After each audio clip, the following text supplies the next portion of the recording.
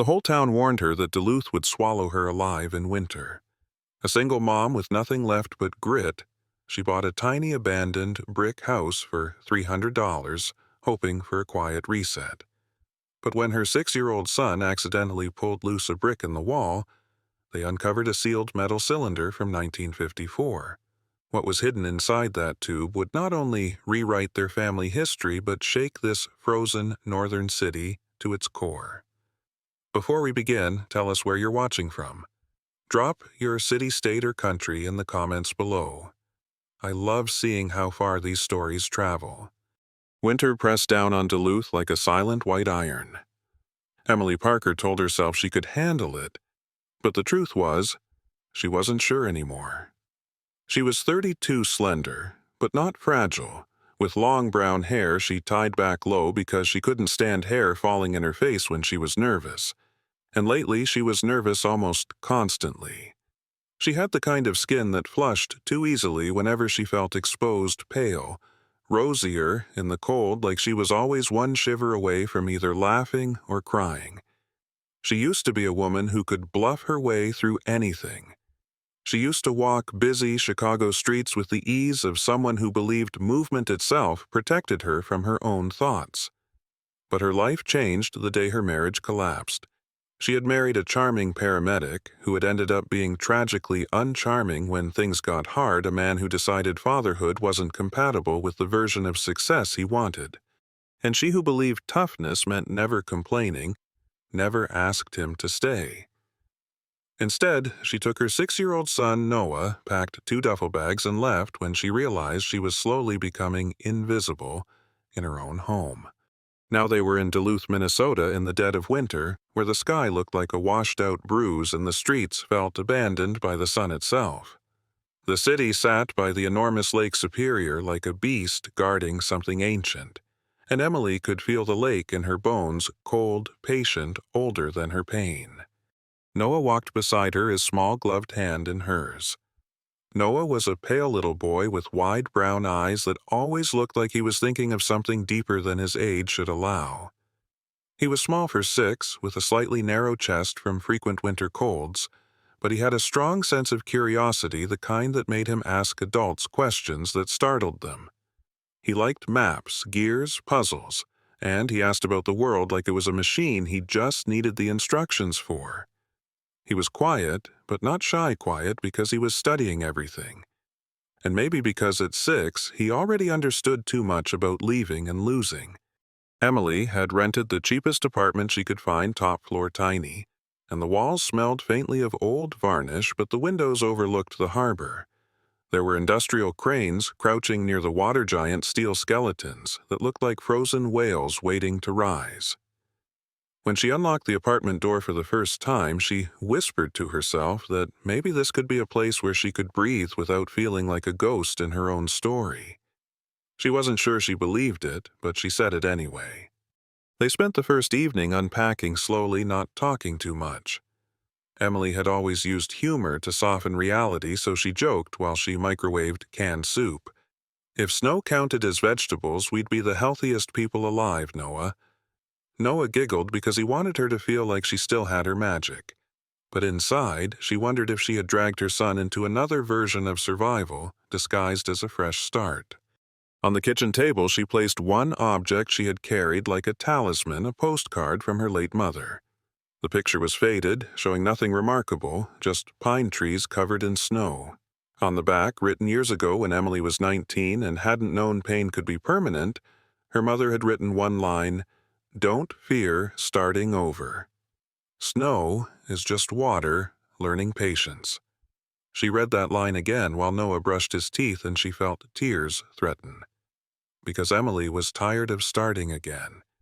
She wanted just once to arrive somewhere and not be forced to rebuild from a broken version of herself. She unpacked Noah's school shoes and lined them neatly, and she realized she was terrified that Duluth might be another season of sinking. Later that night, Noah brushed his teeth too fast and got toothpaste foam on his sleeve, and they both laughed harder than the moment deserved. Emily noticed each laugh felt like air returning to a collapsed lung. She tucked Noah in. Then she sat on the windowsill with the radiator hissing, watching lake ice crack under moonlight. Duluth's winter had a sound like glass whispering in the dark. Emily felt that same sound inside her. A slow, brittle shift. She wondered if perhaps she was not here to bury her old life, but to dig something up. The next morning they met their neighbor, Mrs. Greenwood. She was around 60, heavy-set with silver-white hair cut into a bob, dressed in a bulky quilted coat that made her look rounder. Her face was kind, but her voice had a dryness that implied she had outgrown illusions. She said she had lived in Duluth her entire life, had survived 3 recessions, 2 husbands, and 4 sinkholes near downtown. "You want advice," she said, pushing a grocery cart through dirty slush. "Don't fight the winter, respect it. It's honest about what it is. Cold things usually are."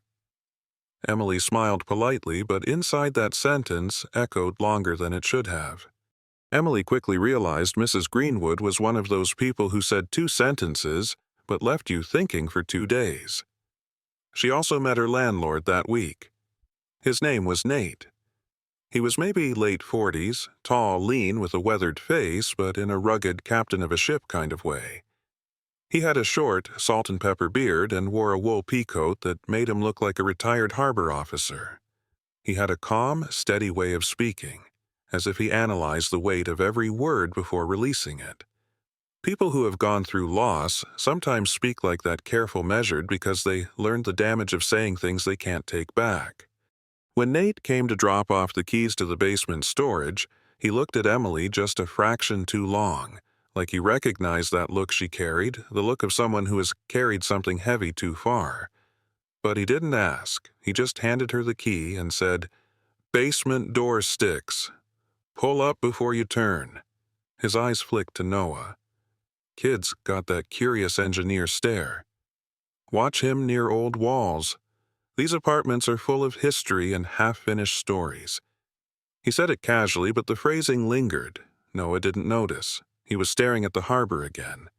Emily watched him, watching the world, and she wondered if her son sensed something about this place she didn't yet. That night, after Noah slept, she lay awake listening to the radiator hammer as if something inside the walls wanted to speak. Duluth wasn't Chicago.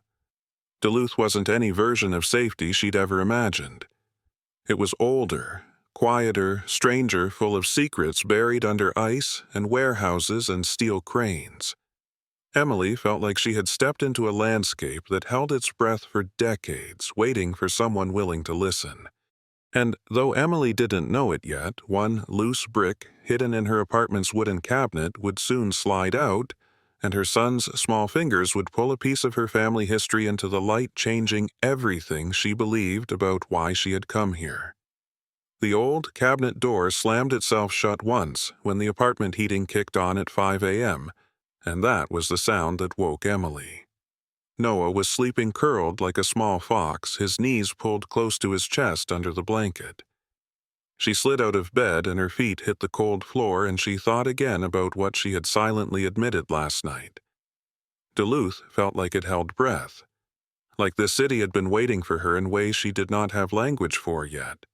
It was Saturday, and she had promised Noah pancakes, cheap mix pancakes, the kind that turned bland unless you drowned them in syrup. She tried to pretend she had the calm of a normal Saturday morning, but her hands trembled slightly as she whisked the batter because the cabinet door seemed to be a magnetic thought, pulling her attention toward it again and again. She told herself she was being ridiculous, but the human mind often knows before the intellect catches up. Emily had learned to distrust her own instincts after years of being told by a husband who smiled like a saint to strangers that her feelings were too dramatic. But she was learning again quietly that instinct was just memory speaking in advance. After breakfast, Noah wanted to build an elaborate paper airport, and she let him because creation distracted children from the heaviness of adult air. But when she knelt by the cabinet later with a screwdriver to tighten hinges, Noah hovered beside her. He wasn't bouncing with excitement, he wasn't that kind of child. Instead, he stood still, watching quietly with those wide brown eyes that seemed to hold more winter in them than sunlight. When he pressed his small hand against the back of the cabinet and felt something hollow, the look he gave her wasn't frightened. It was curious.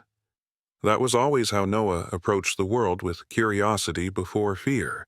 Emily wedged her fingers behind a cracked edge of brittle pine paneling. Noah pressed beside her.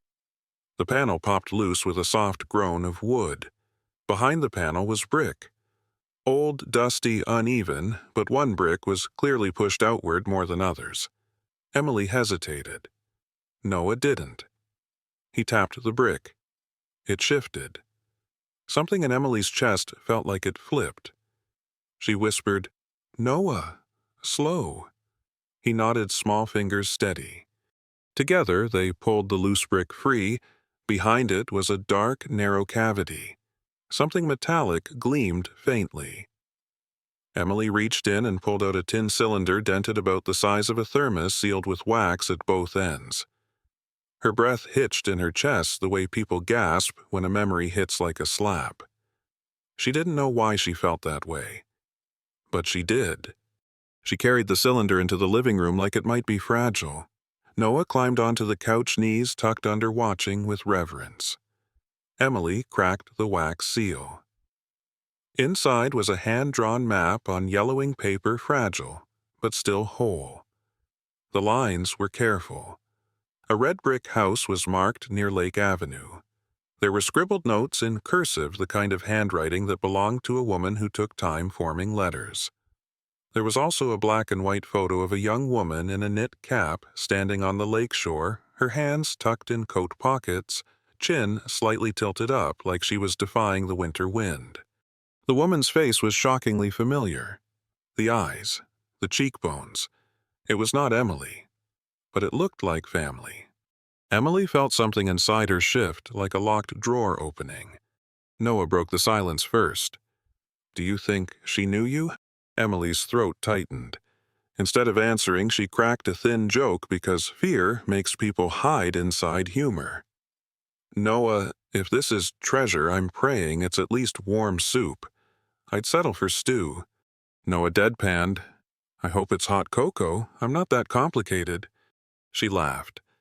But inside, there was something else. This wasn't random. This was intentional. It was too deliberate to be accident, too personal to be coincidence. Later that morning, she walked Noah down the block to the small corner market. The shop clerk was a middle-aged man named Greg Medium, height medium, build medium.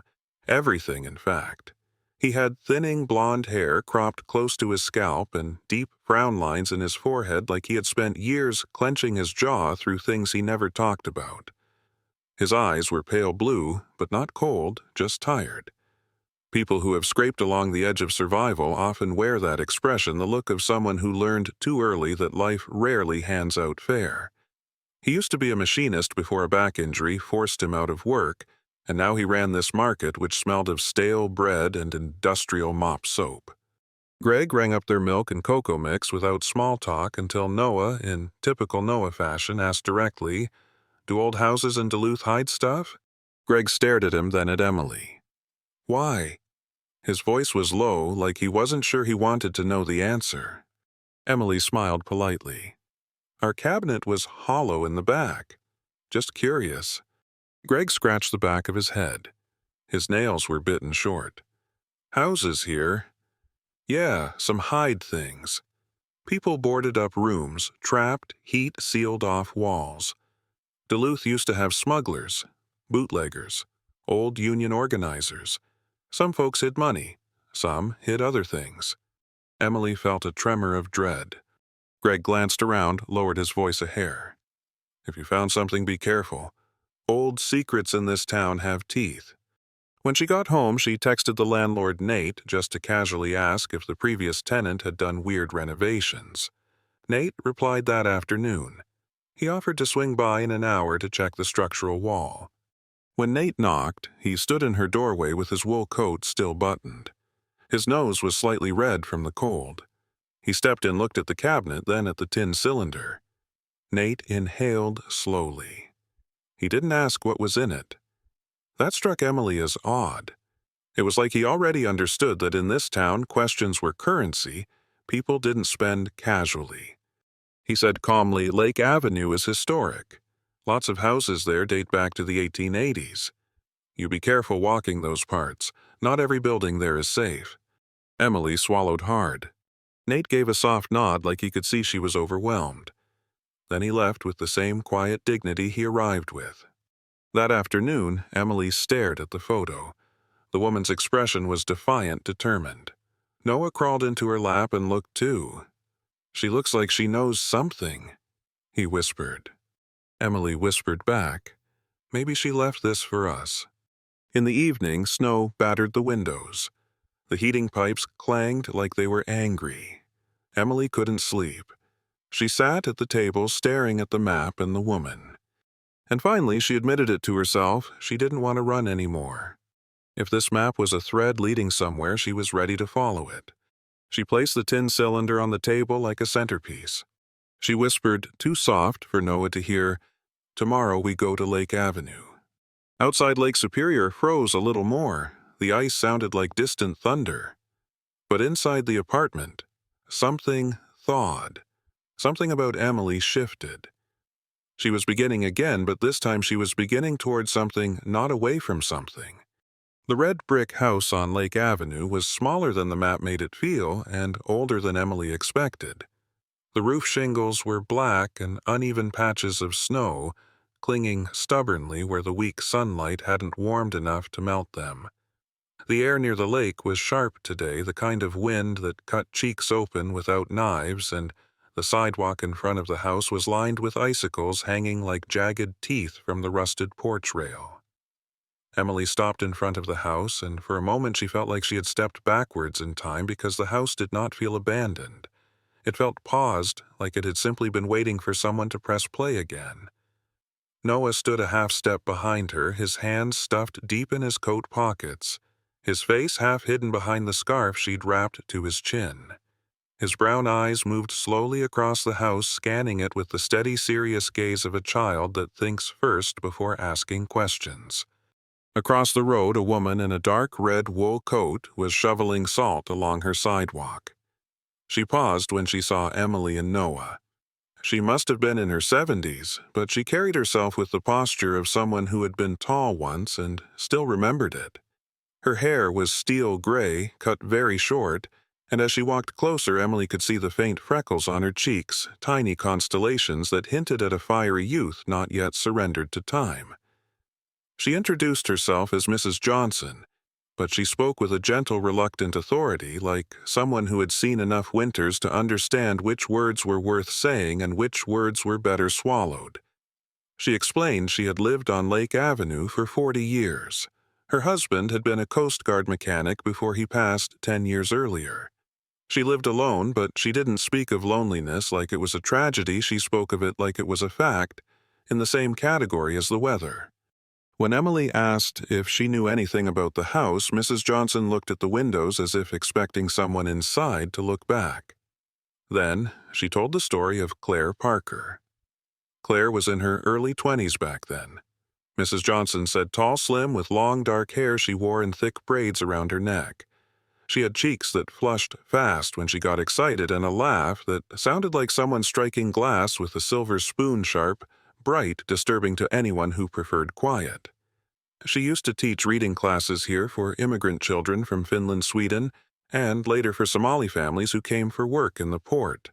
Claire didn't have money, but she had time, and she gave time like it was gold.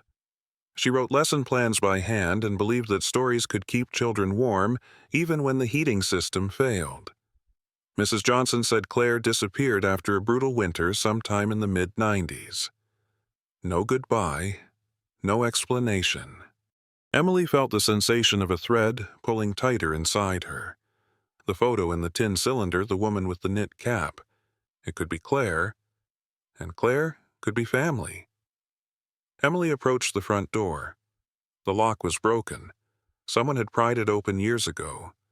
The house smelled of mildew and time, a thick smell like old paper dissolving into air. Noah stayed close to her side. Inside the living room, there was an old desk shoved against the wall. The paint on the wall behind the desk was a slightly different shade, like there had once been a bookshelf there, or a chalkboard maybe. The drawers were rusted shut, but Noah Persistent used his small fingers to pry them open one by one. In the third drawer they found it. A library card, laminated, yellowed at the edges. The name was there, Claire Parker. Noah held it between his fingers like it was fragile as a leaf. Emily felt something stir behind her ribs. They kept searching and found a folded scrap of paper under a loose desk plank. It was thin, but the pen ink was still clear. The handwriting was elegant. The message only 8 words. If you have nothing left to give, give time. Emily wasn't prepared for how those words would hit her. Because she had never had money, never had stability, never had the comfort to give her son what other parents gave theirs. But she always gave Noah time. Every night, every crisis, every move, every restart. She felt her throat tighten, but not from grief, from relief, that maybe she hadn't failed completely, that maybe she was already doing what mattered most. Mrs. Johnson stepped into the broken doorway, uninvited, but not unwelcome. She saw the library card in Noah's hand and nodded like she had suspected something like this existed. She explained that Claire left the house as quietly as she arrived, and nobody ever knew why. Some said love. Some said trauma. Some said she got pregnant and fled. But Mrs. Johnson leaned closer and whispered, "I think someone threatened her work." And Claire was the kind of woman who didn't run out of fear. She ran when she saw a different door open. Emily's heart tripped on that sentence because Emily understood that. She had run from Chicago not out of fear, but because a different door had appeared. A door called survival. A door called dignity. Snow started to fall, then soft flakes, steady, landing like messages on their jackets. Noah leaned against Emily's leg. Emily wrapped her arm around him. Mrs. Johnson said softly, "Lake Superior keeps secrets, but sometimes the wind brings them back." Emily couldn't stop thinking of how Claire had lived, teaching children because she believed literacy was a kind of armor. Emily wondered if she could build something here too, something for Noah, something that would last. Maybe the reason Claire left something hidden was that she believed someone would come, someone who would understand the power of giving time instead of waiting for money to appear. On the walk home, Noah said quietly, "Mom, I think this is not just a mystery. I think this is a message." Emily looked down at him. His scarf was up to his nose. His eyes were wide, not scared, but ready. Ready to follow, ready to discover. Emily replied, just as quietly, "I think so too." That night, Emily lay in bed, heart beating not from fear, but from purpose. She felt it the same inner shift she felt yesterday, growing stronger. She did not feel like a ghost anymore. She felt like someone who had been summoned. Like Claire had left a path and Emily had just taken the very first steps. Outside, the wind howled down Lake Avenue like an old voice calling names. But inside Emily's chest there was no longer only winter. There was also beginning. The Duluth Public Library felt warmer than any building Emily had been inside since she arrived in Minnesota. Not because the radiators were powerful, but because the place had a hum like human breath accumulating in corners, like shared warmth, rising from people who were tired but still trying. Snow hammered the streets outside. White flurries swirled like frantic moths against the tall windows. Inside, the fluorescent lights hummed, the carpet smelled faintly of old paper, and winter boots dried near vents, and Emily felt strangely, undeniably safe. When she entered on her first official day as a part-time assistant, she was introduced to the library supervisor. His name was Alan Carter. He was a man in his early 50s, tall, but stooped slightly forward like he had spent decades leaning over reading desks. His beard was thick and mostly gray-trimmed neatly along his jawline. His eyebrows slanted downwards naturally, making him look a little stricter than he truly was. He had piercing blue eyes, sharp but tired in a human way, like someone who watched too many people give up on dreams. He had been a literature professor years ago. Before budget cuts closed his department, he never talked about it unless asked directly, and his voice went quieter when he did. That trauma losing his academic life shaped him into someone who protected books, almost like living creatures. Alan shook Emily's hand and said, "We need warmth more than organization this winter." Then he gestured toward the main children's room. "The floor is yours for your idea. Try this Snow and Stories hour. The worst thing that can happen is nobody comes. The best thing that can happen is we become more than a warehouse of books again." Emily nodded, and Noah, who insisted on coming with her, stood beside her, proudly wearing his navy parka zipped high, his cheeks red from wind. He was 6 small-framed, but he puffed out his chest as if this room was also his stage. Emily wrote a small chalkboard sign, "Snow and Stories, warm cocoa plus warm words." They placed it near the entrance. The first afternoon was quiet. Only 2 young mothers came in, both wrapped in old coats that looked like they had seen too many seasons. One woman had a toddler whose mittens were threadbare. A young father came as well, late 20s, thin tall, with a dark knit cap pulled low. His shoulders hunched like the world had convinced him to walk small. He sat near the radiator with 2 boys, ages maybe 4 and 7, both restless and sniffling. Emily greeted each person with the same gentle brightness she wished someone had greeted her with during her worst days. She boiled water for Coco, poured into paper cups, and set up a small bowl of tiny marshmallows. Noah insisted he should be in charge of the marshmallows.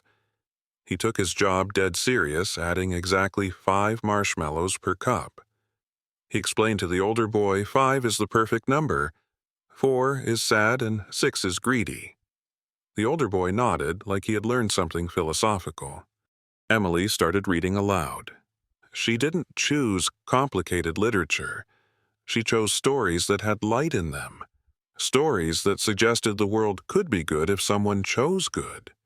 And when she made a little joke about borrowing snow clouds and returning them next month if they weren't melted, the room actually laughed. The laughter wasn't loud or theatrical.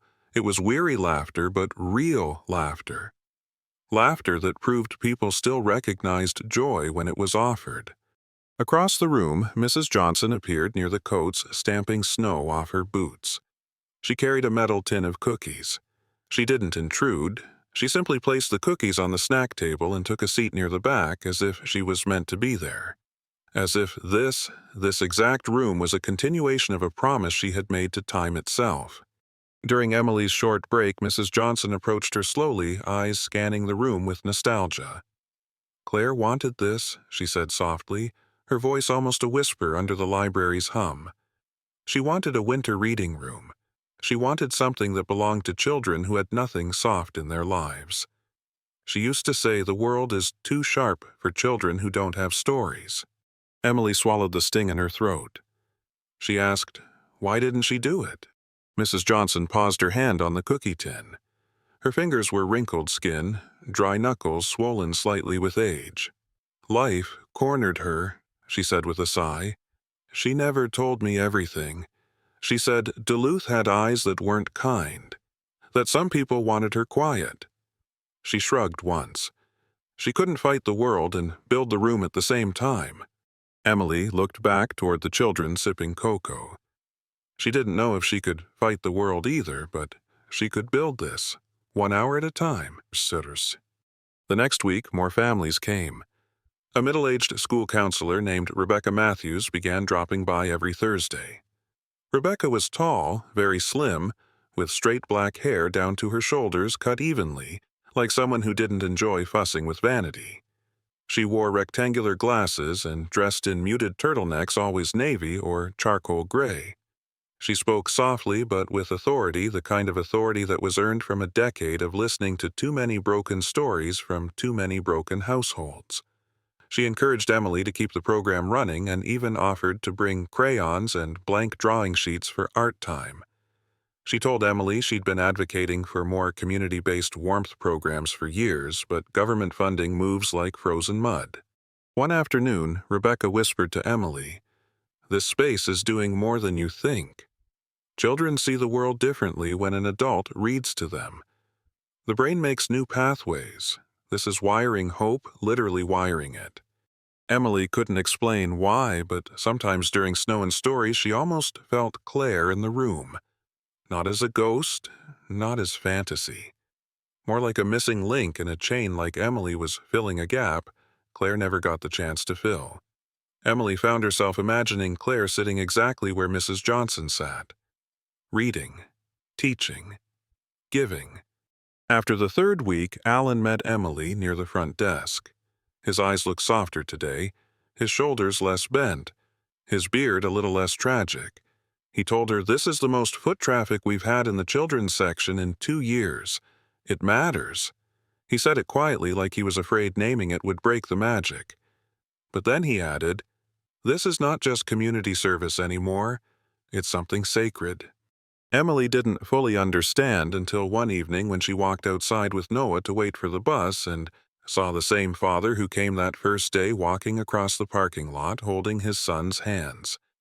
The father paused, lifted his head and looked at her not with the dull defeat she first saw in him, but with a flicker of determination. He nodded at her, not a simple thank you. It was something deeper. It was the nod people give before their lives take a turn upward. Emily felt her heart swell and ache at the same time. That night at home, Noah asked her, "Do you think Claire would like Snow and Stories?" Emily ran her fingers through her hair, staring out the window toward Lake Superior, where the wind pulled snow in diagonal streaks across the dark water. She whispered, "I think Claire would be proud." And for the first time, Emily believed it not as possibility, but as truth. Claire had given time to others. Emily could do the same.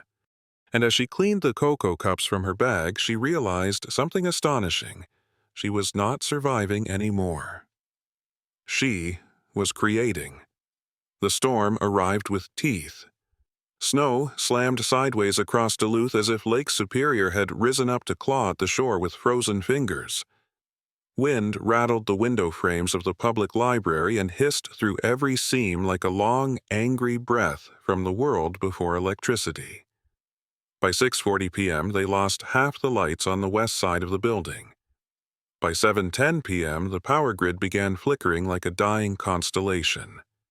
Emily had only been working here 3 weeks, yet something strange had grown in her calm that wasn't naive hope, that wasn't foolish.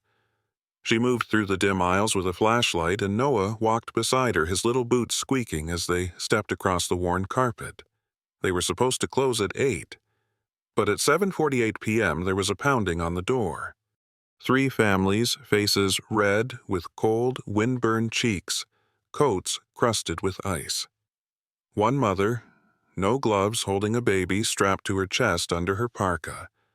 One father with a backpack, duct-taped in 3 places, and a boy around 10 clutching his sleeve. And a third woman, arms full of grocery bags, each one packed with blankets like she'd been told to evacuate fast.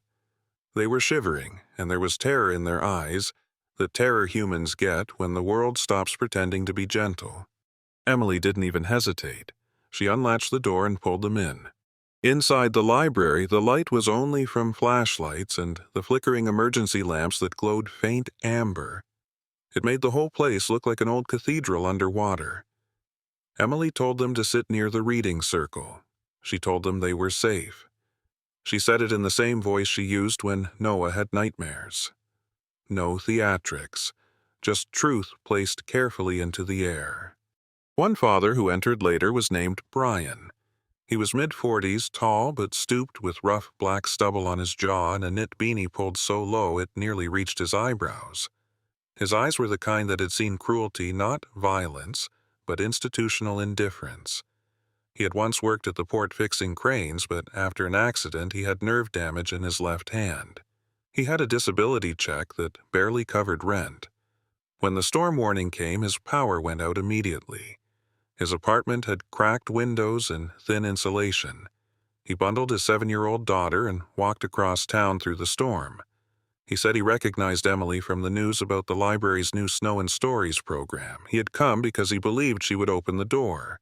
He said that with a straight-faced sincerity that embarrassed Emily because she didn't feel heroic. She just did what was human. Emily led everyone to the children's reading corner. Noah insisted on setting out chairs one by one, dragging them in a crooked line, whispering under his breath like he was narrating the steps of a ritual. He arranged marshmallows next to the thermos of cocoa Emily had brought as a treat for tomorrow's session. He looked so serious, so intentional, as if this small act of sweetness was the entire infrastructure of hope. Emily watched him and felt her heart do something quiet and seismic. At 8:15 p.m., the last of the overhead lights cut out.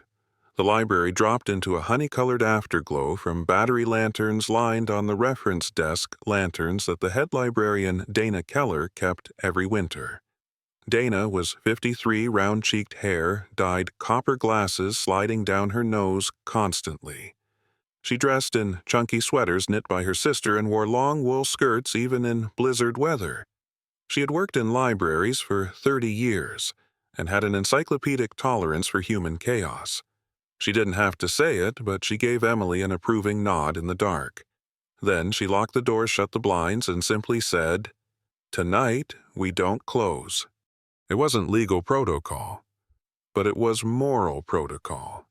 Emily gathered the children close and opened a book. The emergency lanterns cast their pages in soft caramel light. Everything hummed the storm outside, the nervous breathing inside, the quiet awe of people realizing sanctuary still existed in a world that had grown obsessed with transactions. Emily read slowly, and she picked a book that Claire once used, according to Mrs. Johnson, a book about warming each other by sitting close. And when Emily reached the last sentence, "We grow up by keeping each other warm," she realized her throat had been tightening for minutes. And she wasn't the only one. The father with the taped backpack sniffed. The woman with the grocery bags pressed her fingers to her lips. Noah looked at Emily with an expression she had never seen on him before recognition. On some instinctive level, even a 6-year-old understood that time is a currency. By morning, the blizzard had eased. The library smelled like cocoa damp wool and exhausted relief. Someone had posted a photo from last night on the neighborhood Facebook group. Local news picked it up before dawn. By noon, the library phone rang non-stop. People arrived bringing donations, bags of scarves, boxes of children's books, a tin coffee can with $100 in wrinkled ones and fives. By 4 p.m., a volunteer came from downtown City Hall with a card printed in thick serif font donation to the Claire Parker Winter Room. Emily stared at those words. Winter Room. Claire's dream. Claire's legacy. Claire's idea executed through time. The red brick house. The old map. The note, "If you have nothing left to give, give time." At closing hour, Emily lifted the framed black-and-white photo they'd found in the hidden desk compartment in Claire's old house. She hung it on the library wall above the golden reading lamp. It was the first piece of the Winter Room. And Noah whispered beside her, "I get it now, Mom." The treasure wasn't money. It was time. Outside, ice cracked across the lake so softly it sounded like a new overture, like the world had just announced there was more story coming. Sometimes God doesn't send miracles as gold or money or sudden rescue. Sometimes he sends a tiny door, a tiny clue, a small act of kindness, and waits to see if our hearts are ready to open it. Claire's key was not made of wealth. It was made of time, the most divine currency God ever placed in our hands. And every time Emily opened that library door, even for strangers in a storm, you could feel heaven breathe. Because miracles most often arrive disguised as ordinary moments that we choose to respond to with love. Every day in real life, not just in stories, we are surrounded by doors like this: the tired mother at the grocery store, the elderly neighbor alone during winter, the child who just wants someone to listen. And the Lord watches quietly to see, will we pass by or will we open the door? May God bless you for every time you choose compassion over convenience. If you believe miracles still exist, if you believe God still works through ordinary people, share this story. Comment your thoughts. Subscribe to this channel for more. And may God bless every viewer watching this right now, protect your home, heal your heart, and guide your steps. In Jesus' name, amen.